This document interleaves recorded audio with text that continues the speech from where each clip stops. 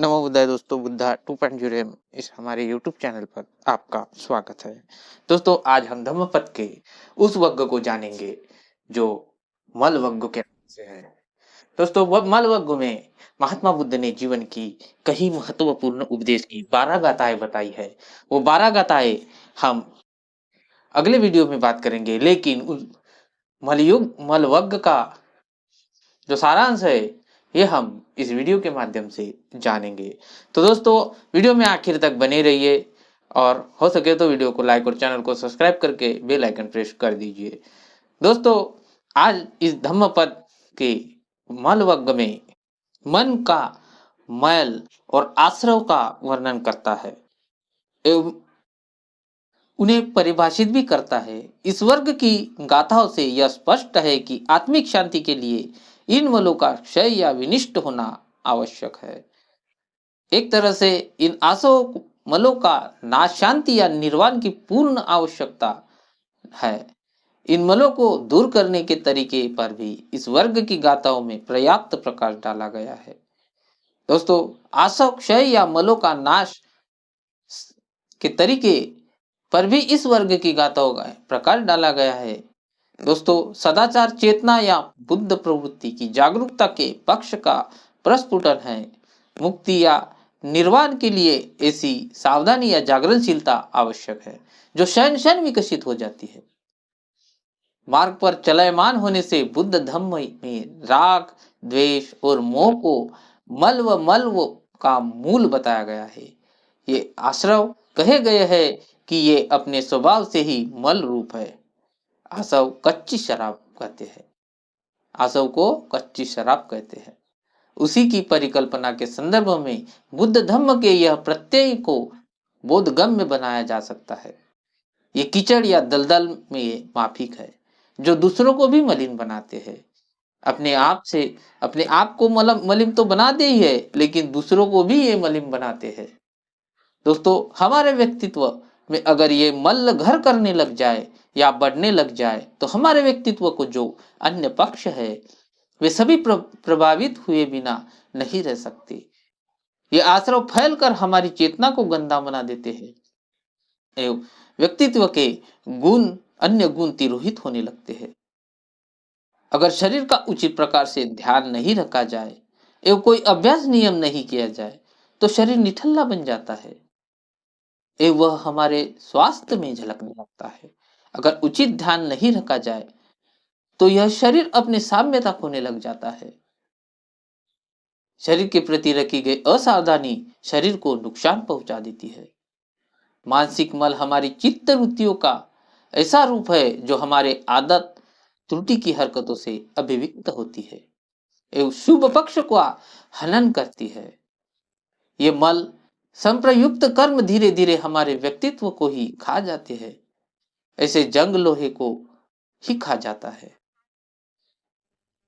जंग लोहे से उत्पन्न होता है एवं उसी को ही खा जाता है, इसलिए उसे जगत में काट भी कहते हैं। वह लोहे की काट होता है, वैसे ही मल हमारे व्यक्तित्व की काट होता है। जैसे लोहे का जंग लोहे को खाता है, वैसे ही हमारा मल यानी हमारी बुरी प्रवृत्तियां हमें खा जाती है। दोस्तों, इन सब आश्रव में अविद्याश्रव को सबसे बुरा आश्रव बताया गया है, क्योंकि इस आश्रव के वशीभूत हम अपने अंदर छिपे या प्रादुर्भाव अन्य मलों को देख नहीं पाते हैं। यह अविद्याश्रव हमारे साक्षात्कार को कुटित करता है, उसमें अवरोध पैदा करता है। जब कोई अपने मलों को धो देता है या खत्म कर देता है तो वह सभी प्रकार के दोषों से अपने को मुक्त कर लेता है, अपितु वह दिव्य पद को प्राप्त करता है। ऐसे व्यक्ति जिसके मल या आश्रव खत्म हो चुके हैं, वह जन्म मरण के बंधन से छूट जाता है एवं सभी प्रकार के दोषों से मुक्त हो जाता है।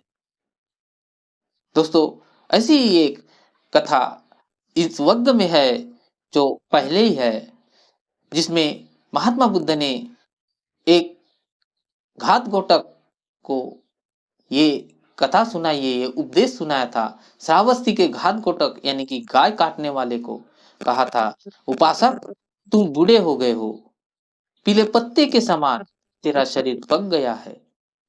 पुण्य का पथे नहीं है, अपनी प्रतिष्ठा कर, पंडित बन, मूर्ख मत बन, यमदूत तेरे पास खड़े हैं, दोष रहित बन, दिव्य पद को प्राप्त करेगा।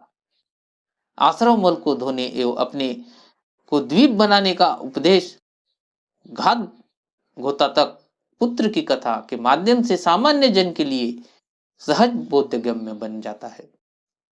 इन मलस को वैसे ही धोवे जैसे सोनार चांदी के मैल धोता है।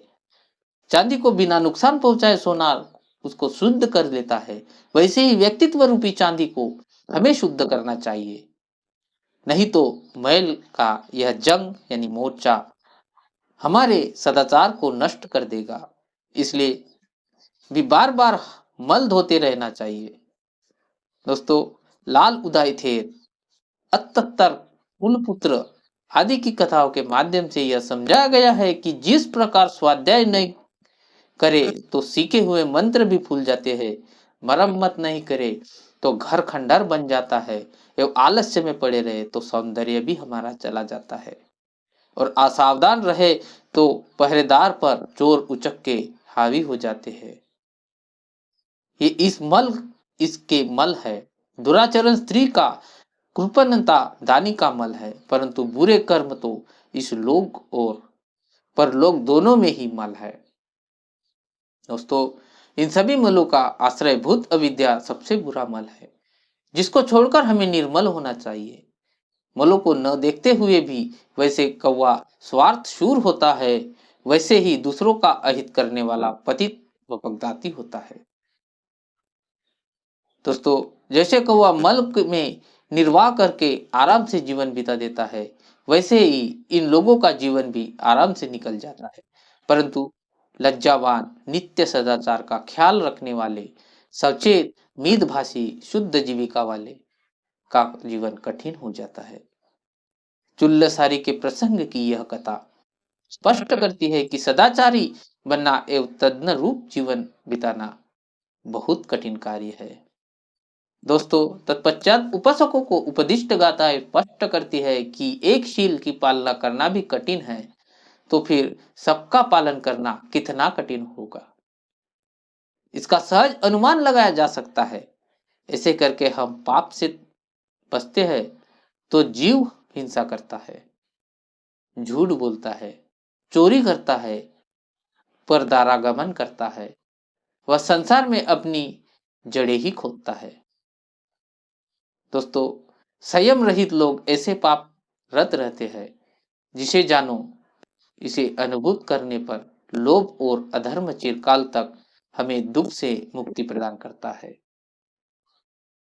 दोस्तों, जो लोग दूसरों के खाने पीने को ही देखने वाले होते हैं, उनके दान और श्रद्धा को देखने वाले होते हैं एवं उसे देखकर सह नहीं सकते, वे उद्विग्न हो जाते हैं, व्याकुल हो जाते हैं, उसे उनको एकाग्रता प्राप्त नहीं हो सकती। प्रत्युत में उनकी ऐसी वृत्तियां उच्छिन्न हो गई है, समूल नष्ट हो गया है।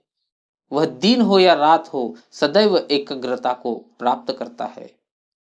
जेतवन में 5 उपासक आए और जब भगवान जेतवन में विहार कर रहे थे, उपदेश दे रहे थे, तो पांचों उपासक उन्हें ठीक से सुन नहीं रहे थे।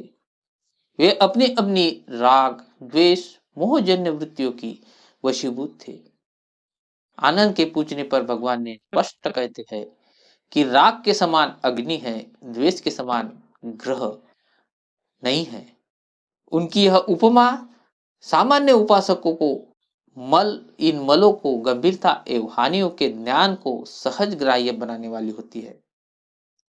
यह उपमा स्वतः स्पष्ट है। वही दूसरी ओर मेंढक शेट्टी की कथा में उपदिष्ट गाथा परिच्छिन्नावेशन पर प्रकाश डालती हुई हमें अंतर्बोध कराती है कि ऐसे कृत्य फिजूल व भूसा उड़ाने वाले जैसे होते हैं।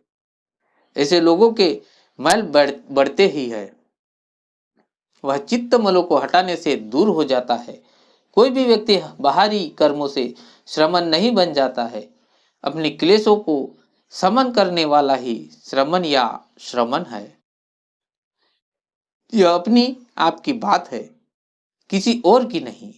खुद को ही मलों से शुद्ध करना पड़ता है, अंतर्मन को मल विहीन करना पड़ता है। इस संसार में सामान्य जन जागतिक प्रपंचों में संलिप्त है, पूरे डूबे हुए है, परंतु तथागत इन प्रपंचों से दूर है। इसलिए दोस्तों, किसी को देखकर जलो मत, उसकी बराबरी करना सीख लो, उनसे जलना मत, क्योंकि जलने वाला व्यक्ति कभी अपना उद्धार नहीं कर सकता।